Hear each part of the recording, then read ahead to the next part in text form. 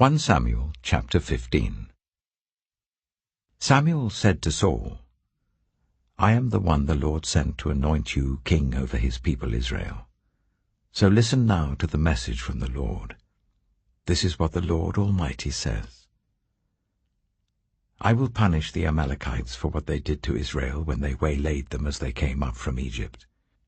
Now go, attack the Amalekites, and totally destroy all that belongs to them. Do not spare them.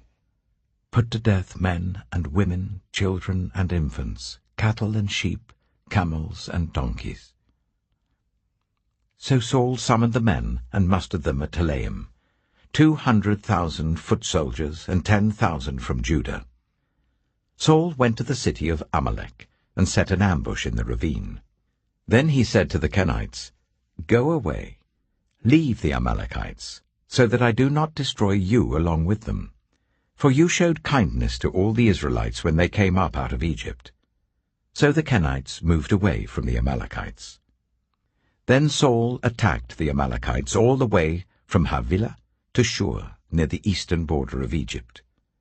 He took Agag, king of the Amalekites, alive, and all his people he totally destroyed with the sword.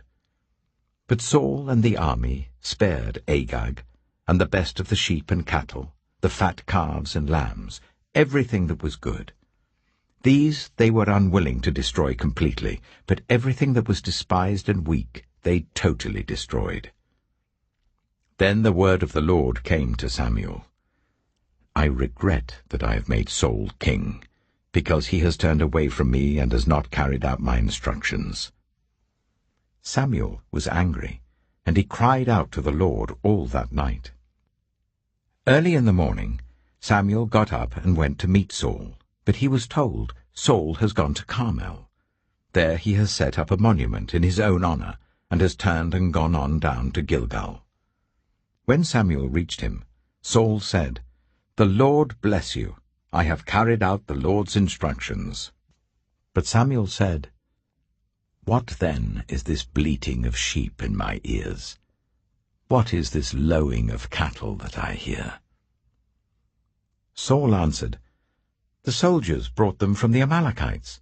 They spared the best of the sheep and cattle to sacrifice to the Lord your God, but we totally destroyed the rest. Enough, Samuel said to Saul. Let me tell you what the Lord said to me last night. Tell me, Saul replied. Samuel said, Although you were once small in your own eyes, did you not become the head of the tribes of Israel?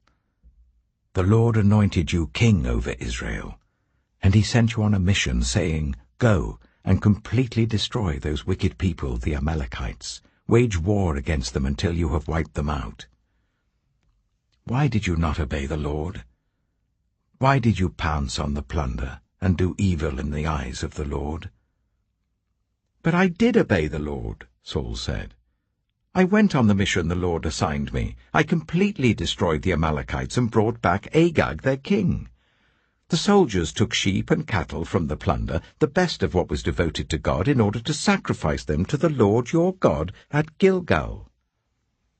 But Samuel replied, Does the Lord delight in burnt offerings and sacrifices as much as in obeying the Lord? To obey is better than sacrifice, and to heed is better than the fat of rams. For rebellion is like the sin of divination, and arrogance like the evil of idolatry. Because you have rejected the word of the Lord, he has rejected you as king. Then Saul said to Samuel, I have sinned. I violated the Lord's command and your instructions. I was afraid of the men, and so I gave in to them. Now I beg you, forgive my sin and come back with me, so that I may worship the Lord. But Samuel said to him, I will not go back with you.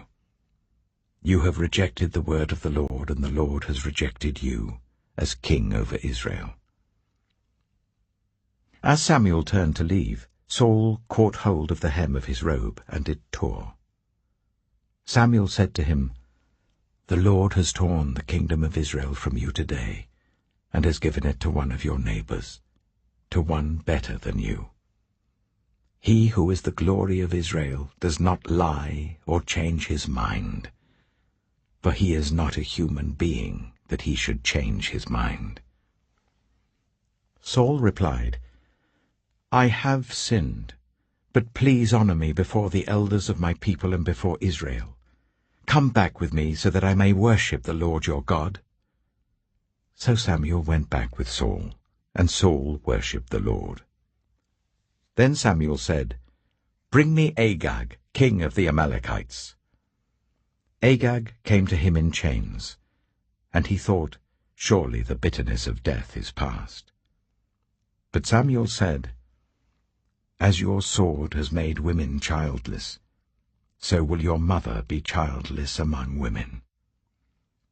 And Samuel put Agag to death before the Lord at Gilgal. Then Samuel left for Ramah, but Saul went up to his home in Gibeah of Saul.